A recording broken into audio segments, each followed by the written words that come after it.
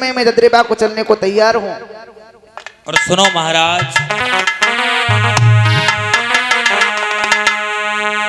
राजा से ईश्वर रूठ गए हैं। अरे जो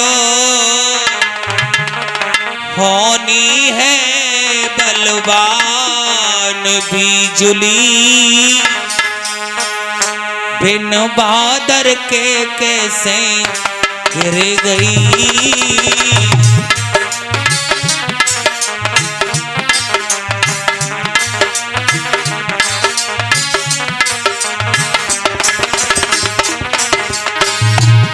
जो होनी है बलवान बिजुलिया, बिन बादर के कैसे गिर गई।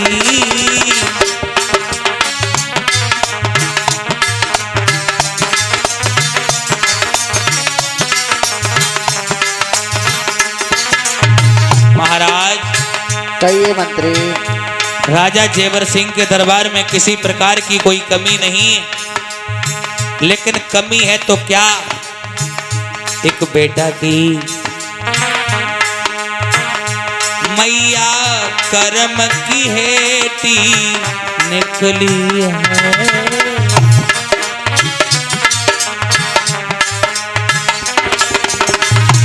माता कर्म की हेटी निकली है।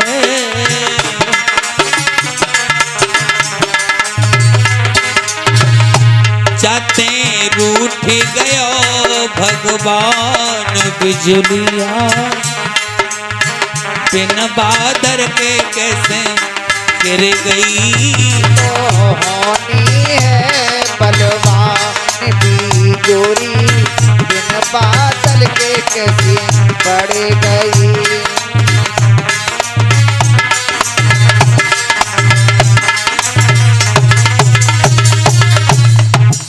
महाराज चिंता एक नहीं अनेक है कि जिसके पास धन हो दौलत हो और बेटा ना हो तो वो माया किसी काम की नहीं है। महाराज आप पत्र शीघ्र काशी को छोड़िए और महाराज जेवर सिंह के दरबार को चलिए। चलिए मंत्री। आज मेरे भैया रात दिन की मंजिल करने के बाद सभी ब्राह्मण काशी से नगर ददरेबा में पहुंच जाते हैं। मंत्री ने बताया महाराज आपके दरबार में जेवर सिंह महाराज बड़े बड़े ब्राह्मण विद्वान ब्राह्मण काशी से पधार चुके हैं। प्रिय भक्तों, महाराज को बड़ी खुशी हुई, क्योंकि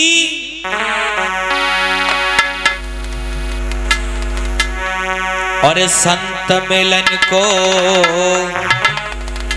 चाहिए और तज माया अभिमान।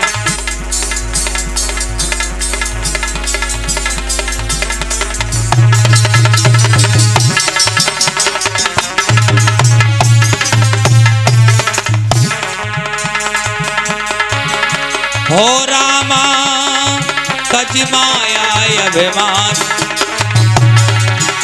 और जो जो पग आगे रखो मेरा कोटन यज्ञ समान।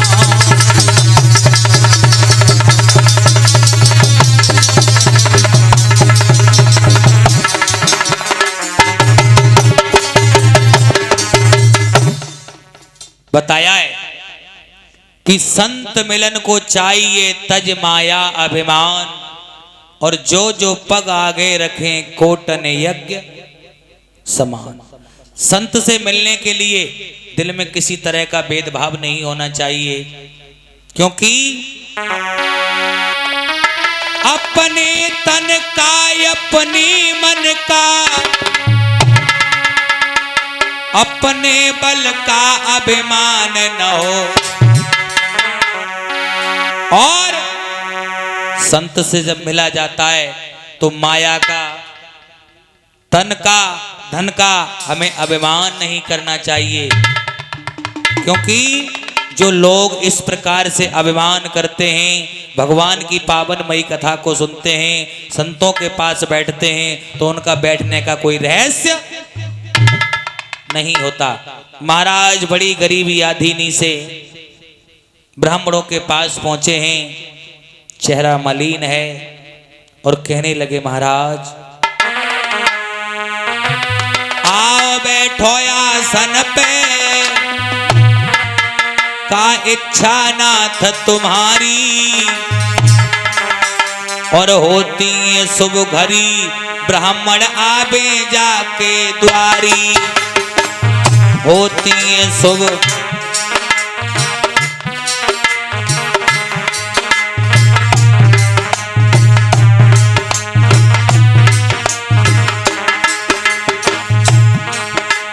कहने लगे महाराज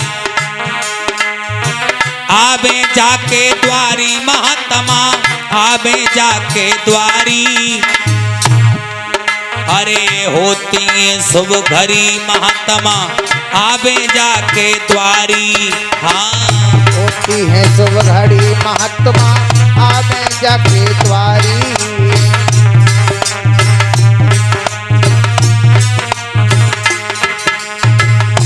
जवाब दिया एक ब्राह्मण, एक संत, ऋषि मुनि बड़े भाग्य वाले के घर में आते हैं मेरे भैया।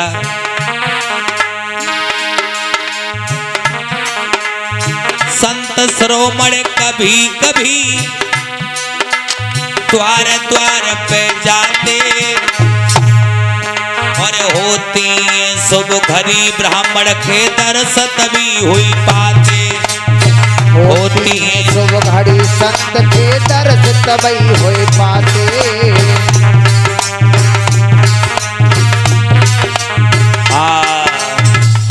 आज महाराज सभी ब्राह्मणों को अपने सिंहासन पर ले गए, दरबार में बिठा दिया। महाराज जेवर सिंह रानी बाछल जमीन पर बैठ गए और कहने लगे हे ब्राह्मणों,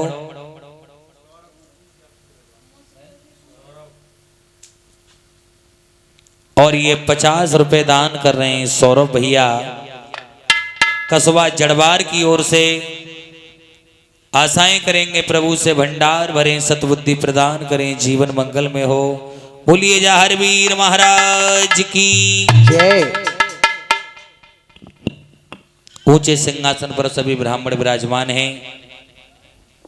जेवर सिंह कहने लगे हे ब्राह्मणों, कहिए महाराज। आपको पता होना चाहिए कि मैंने आपको क्यों बुलाया है। महाराज आप बताइए ना, आपने क्यों बुलाया है। महाराज मेरी शादी के लिए 12 साल हो गए, घर में कोई बेटा बेटी का जन्म नहीं हुआ। आप अपने वेदों को, पुराणों को, पत्रा को खोल करके देखो कि मेरे भाग में कोई संतान है या नहीं है। महाराज जब ऐसी बात है तो आपके भागों को देख लिया जाता है। आज ब्राह्मण देव वेदों को खोलने लगे।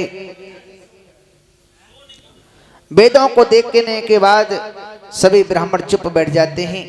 क्या कहें राजा से। महाराज के तो भाग में कोई संतान नहीं, और 1 जन्म क्या 7 जन्म तक कोई संतान नहीं, और हमने कह दिया महाराज आपके भाग में कोई संतान नहीं, तो महाराज को बुरा लगेगा।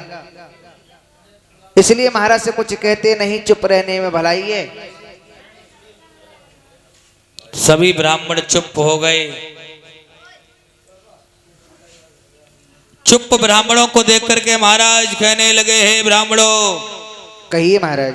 आपसे मैंने पूछा कि मेरे भाग में कोई संतान है या नहीं, लेकिन आपने कुछ बताया नहीं। महाराज आप इन बातों को ना पूछेंगे तो ठीक रहेंगे। महाराज आप इसी समय अपनी राज्यसभा को बर्खास्त कर दीजिए, और हम कुछ नहीं बता सकते। क्यों?